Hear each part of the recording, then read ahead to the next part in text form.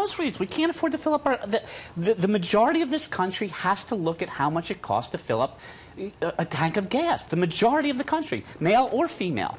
Absolutely. Doesn't make a difference. That's right. We break these groups down and we say women voters, Hispanic voters, youth voters, but at the end of the day, all of them feel the effects of three of the largest deficits in history, trillion-dollar deficits that this president has laid on the American people. And particularly in this election cycle, because the economy is front and center in such a way that we have not seen in the last 40 years. That's right, and I think Republicans have a better plan, they have a stronger message, and simply put, they win on those issues. And so as voters go out to the poll, whether they're broken down by a demographic based on their gender or their religious affiliation or anything else, what unites them, or what unites voters across this country is the shared economic burden of 8% unemployment in this country, $4 gasoline, $15 trillion national debt. And so that's why we're confident that we're going to see voters of all demographics continue to leave the Democratic Party and vote for the Republican nominee.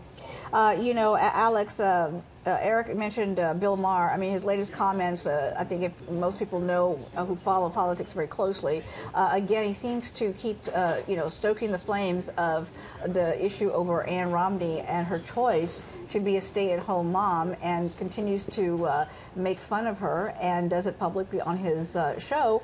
I want to raise that point only to say that the president has said over and over again that he's wanted to raise the bar on the discourse, has often said that we don't need to go into politics where it is very personal in a very negative way, and yet they have accepted $1 million contribution from Bill Maher, from his Political Action Committee, and yet they're not making any apologies about that still.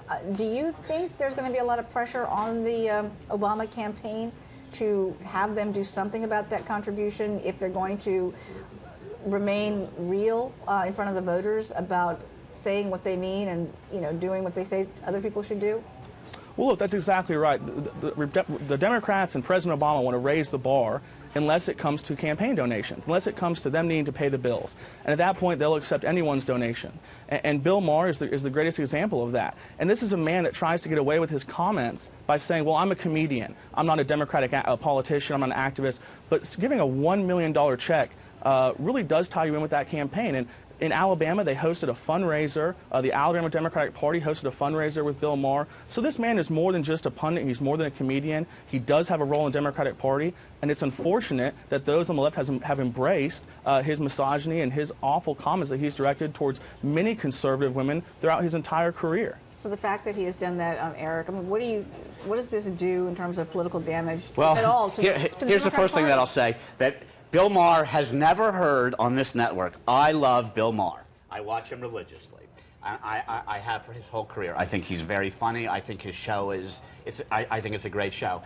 I think that what he's done, though, that he didn't intend to do, for his $1 million that he gave to President Obama, he's created a topic that we're going to be talking about right through to the election, and I don't think that that was his intention. But do you think that the White House should bring some pressure on him to, you know, to cool it, you know, and to say, you know, back off? I think that Bill Maher's allowed to say what Bill Maher wants to say, and freedom of speech. But if he's interjecting himself into this campaign, I mean, he's interjecting it because he gave $1 million. Right. And Bill Maher has to say to himself, again, I love him. Well, I love him, but he has to say to himself, I gave this candidate $1 million. Now everybody's talking about it because of a comment that I made. Is that really what I want? Not just that, but he also said negative things about Sarah Palin, her family, you know, other conservative women like Michelle Bachmann.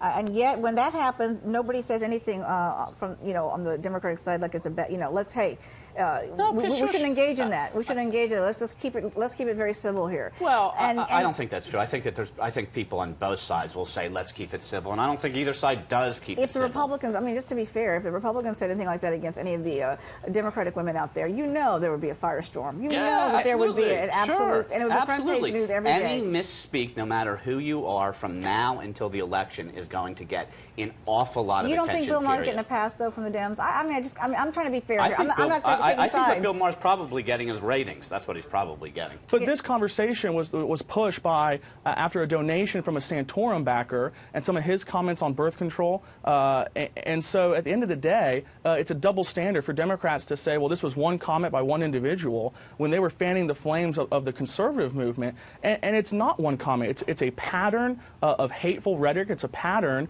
of the Democratic Party, and especially Bill Maher, who is a part of that, continue to make comments, like you said, against Michelle Bachmann, against Sarah Palin, and now sharpening his blades towards Ann Romney.